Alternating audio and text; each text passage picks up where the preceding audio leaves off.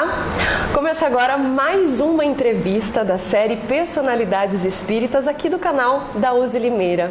No vídeo anterior você viu que o nosso bate-papo foi com o seu Vilmar Bleser e foi incrível. Eu gostei, tenho certeza que você também gostou. E dessa vez não vai ser diferente. A gente está aqui na SLI, a Sociedade Limeirense de Estudos Espíritas, com a nossa querida Helena Abdala Gomide. Obrigada, querida. Muito obrigada por ter aceito compartilhar suas experiências aqui com a gente. Não sei se eu tenho muita experiência, mas eu falo um pouco. Helena, eu queria que você contasse como é que foi que o Espiritismo surgiu na sua vida. Bom, eu tinha um noivo, era jovem, eu tinha acho, 22 anos mais ou menos, e era jovem, estava esperando me formar, ele se formar, para a gente casar. E aconteceu um monte de coisa e esse noivado terminou. E aí eu entrei em depressão. Eu não queria nem ir para a faculdade mais, e tive algumas perturbações assim de me matar, e só não o fiz porque eu tinha muita consideração por aquilo que meus pais estavam fazendo por mim. E eu tinha uma prima que ela estava começando no Espiritismo. E ela foi me visitar, porque ela fazia faculdade de Direito, e ela falou, mas cadê a Helena? Onde que a Helena está? Aí falaram, a Helena tá biruta lá, por causa de ter terminado o noivado, só quer chorar e ficar na cama. Ela falou, eu vou lá ver ela. E aí ela foi. Eu morava numa república de estudante, né? E ela foi e falou assim, não, eu vou te levar para tomar um passe. E aí ela me levou para o centro espírita. E você aceitou? Você levou um susto? Meio que não acreditou? Olha, eu estava tão desesperada, assim, da maneira como eu estava me sentindo, horrível, né? A gente tem a estima baixada lá no pé, então eu estava me sentindo mal. Uma pessoa que me estendesse a mão naquele momento, eu aceitaria, eu acho, né? Porque eu aceitei com facilidade. E a partir daí? E aí eu fiquei, era uma senhora que atendia em casa. Ela recebia preto velho, recebia caboclo. Eu fiquei 6 anos indo na casa dela todo sábado, já formada, trabalhando. Eu falo que ela foi a minha mãe, né? Porque ela me ensinou bastante coisa, mas ela não tinha um estudo. Aí um dia eu falei assim, mas o que eu estou fazendo aqui? Quem são essas entidades? O que eles fazem? Por que eles vêm? O que é mediunidade? E aí eu procurei o doutor, aqui em Limeira, o doutor, ele era diretor de escola, Arlinho do Silvestre. Inclusive é o nome de uma escola aqui em Limeira. Inclusive é o nome. E aí ele começou a me conversar comigo e me explicar. Aí ele deu o livro dos espíritos, deu o livro dos médiuns, e fazia o evangelho comigo, e eu fui me fortificando. Aí eu comecei a procurar as casas. Então a sua iniciação não foi no kardecismo? Não foi. Foi a minha curiosidade que me fez virar kardecista, porque eu tinha ido numa mulher que recebia um preto velho, por sinal, maravilhosos as entidades que ela recebia. Eu vi muita cura, fui muito em cachoeira com ela para ver as curas que o caboclo fazia, e o caboclo avisava quando a pessoa ia falecer, né? Falava, olha, tem 3 luas, 4 luas, porque ia bem no final, né? Sempre a gente procura quando está no fim da vida. E aí, quando você... Acho que o que aconteceu com você acontece com muita gente, né? Quem não nasce em berço espírita acaba encontrando os centros espíritas como um hospital. Um refúgio. Como um conforto, né? E eu acho que isso é um dos grandes propósitos da doutrina espírita, né, Helena? Uma casa espírita a gente chama que é um hospital de almas, né? Então as pessoas que chegam aqui, infelizmente, a maioria chega pela dor, não chega pelo amor, né? Quem é espírita de nascimento vem e trabalha, mas quem não precisa levar um beliscão para poder chegar. E foi o que aconteceu. Levou o beliscão e logo de cara já começou a trabalhar? Não, eu comecei a procurar meu canto, né? Aí eu visitei o Paula Vitor, Daí eu fui visitar o centro do Seu Nenê. Naquela época ele fazia as reuniões mediúnicas, mas só a entidade dele que falava. Era muito legal também, mas ele era meio dominador assim, não tinha diretoria, não tinha nada certinho, né? Diferente do que é hoje, né? Muito diferente. Só pra gente ter uma dimensão, isso é quanto tempo atrás? 50 e poucos anos atrás. E quando você lembra de 50 e poucos anos atrás, como que era o espiritismo aqui na cidade de Limeira? Era bem empírico. Bem assim, as pessoas não tinham estudo, eles iam, assistiam às reuniões, falavam de Jesus, mas não tinha aquele estudo sistematizado que hoje tem. Por isso é que a gente está tentando modificar, né? Com o tempo a gente foi vendo os erros e está tentando corrigir isso. Você falou dessa diferença, né, do espiritismo de antes e de agora. Por que antes essas reuniões eram abertas e hoje elas são fechadas? Por que houve essa mudança? As reuniões mediúnicas, porque existem as reuniões que são próprias para a pessoa vir e ser atendida, tem o pessoal que é de aconselhamento, tem o passe, tem a palestra, essas são públicas. As reuniões mediúnicas mesmo, elas são fechadas porque a gente começou ao longo do tempo, não a gente especificamente, o pessoal de Limeira, mas num contexto geral, e pelo aviso dos espíritos, que as pessoas que vinham assistir às reuniões mediúnicas, elas vinham por curiosidade, vinham para ver o fenômeno. E muitas delas acabavam ficando com medo, ficando apavoradas com o que tinham visto.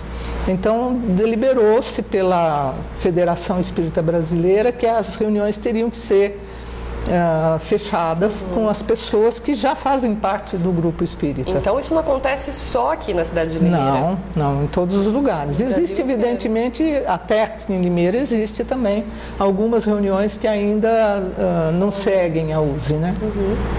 Agora eu queria que você falasse pra gente, eu já sei, mas eu quero compartilhar com você, uma curiosidade referente ao seu filho. Antes da gente começar a entrevista, a Helena estava contando um monte de coisa aqui pra gente. E ela falou uma história que eu tenho certeza que você vai adorar. Conta essa história. Então, é preciso entender um pouco o espiritismo, porque existe uma possibilidade da gente ter um desdobramento numa situação. O desdobramento é a seguinte, eu sou corpo e espírito. Mas a gente pode desdobrar, e às vezes a gente desdobra até em sonho, não percebe, mas está desdobrada. Eu tive uma experiência que me deixou bem certa de que existe o espírito, a alma, como a gente, e que nós podemos nos distanciar do corpo por alguns segundos. Meu filho tinha mais ou menos de 5 a 6 anos, era meu filho do meio, ele era bem danadinho, né, como toda criança, e nós fomos numa festividade na Praça Toledo Barros, que era do parquinho que ele estudava, e também foi o dia em que foi inaugurado a polícia, acho que é civil, municipal, né? A polícia municipal, que o Jurandir Paixão é que adotou esse sistema. Então estava a Praça Toledo Barros estava muito cheia, muita criança, muito adulto, muito guarda já, né? E o meu filho mais velho, sentou do meu lado, pediu pipoca, eu comprei, e ele ficou comendo pipoca e o outro não aparecia.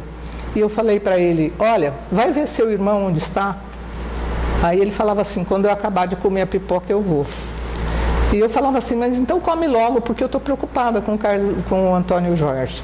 Aí ele olhou, falou, tá bom, daqui a pouco eu vou. E continuou comendo. E eu olhei para cima e meu filho estava de pendurado na gruta, era o Homem-Aranha. Ai, que susto! Do lado de fora. E eu tive assim, eu dei um grito e desmaiei, assim, caí, né, assim, do colo, assim, minha mãe estava do meu lado, e aí o meu marido olhou para onde eu tinha olhado e gritado, minha mãe também, e nisso eu tive o desdobramento, que foi, espiritualmente, eu fui buscar meu filho. Então eu subi na gruta, não me lembro de ter subido, mas me lembro de estar puxando ele.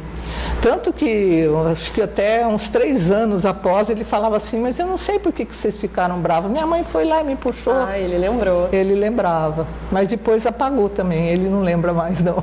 Eu é que lembro, porque eu não esqueci nunca. Que susto, nem a gente vai esquecer dessa história. E atenção, a gruta não estava reformada, aqueles... ele estava pendurado numa coisa de ferro, e aquilo estava muito velho, ela podia partir a qualquer momento, né? Desprender, sei lá.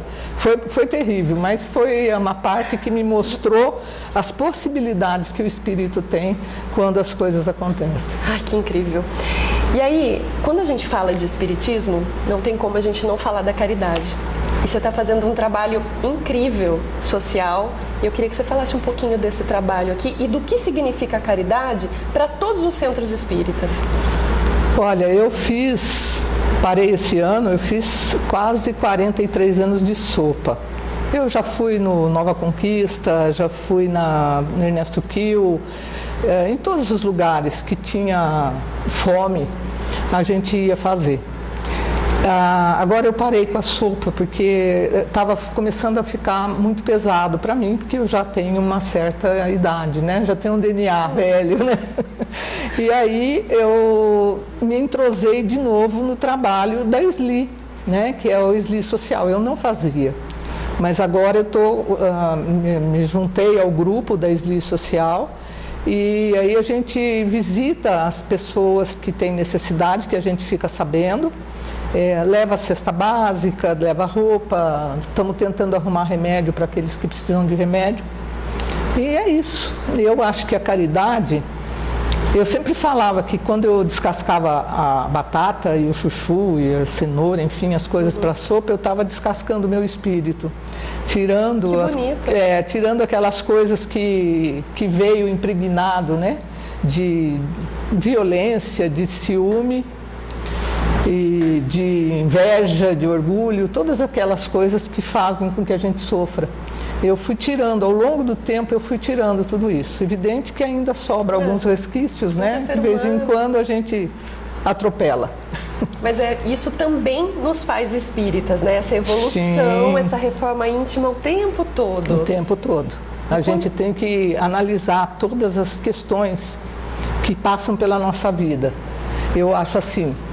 Eu fiz uma palestra uma vez falando sobre essa reforma íntima. Aquilo que a gente era com 22, 23, quando eu tive a minha decepção amorosa, aquilo que eu tive quando eu estava casada ou quando eu estava com meus filhos, é diferente do que eu sou hoje. Sim. Mas não porque eu progredi, porque eu sou diferente, todo mundo é. Aquilo que a gente evolui. Às vezes nem de evolução, mas o pensamento é diferente, né? Então a gente tem que fazer uma consideração todos os dias daquilo que a gente do que a gente é hoje. Não é do que a gente foi. Aquilo que foi. Não é passado e não existe modificação do passado, né? Aquilo que a gente já errou, já delitou, enfim, passa a régua e começa tudo todos os dias. Então todos os dias você tem que ver aquilo que não é bom para você e tentar tirar. Então tem uma parte do Evangelho segundo o Espiritismo que Santo Agostinho fala que toda noite a gente teria que pegar o caderninho e mostrar aquilo que você fez que não é bom para não fazer no dia seguinte. E é uma coisa que eu sigo mais ou menos. Não vou dizer que eu sou ferrenha não, mas eu sigo mais ou menos. Mas não é fácil. Não é fácil, não é. Não é fácil. A gente olhar para dentro é dolorido. E se propor a mudar é dolorido. É dolorido. Mas a mudança não é assim, eu sou ciumenta, amanhã eu não vou ser. Não. Isso não existe. Então eu sou ciumenta e amanhã eu vou ser ciumenta, mas um pouquinho menos. Depois da manhã um pouquinho menos, depois um pouquinho menos. Até você deixar de ser ciumenta, até você deixar de ser orgulhosa, até você deixar de ser, enfim, de você ter todas egoísta, algumas coisas desse tipo. Helena, você está falando de tanta coisa bonita aqui, né? Do espiritismo, da reforma íntima, da caridade.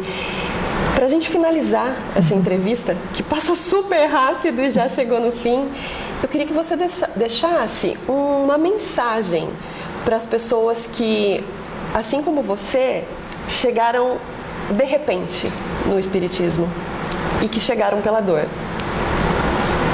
Olha, hoje o que eu tenho que dizer é para que a gente acredite em Deus.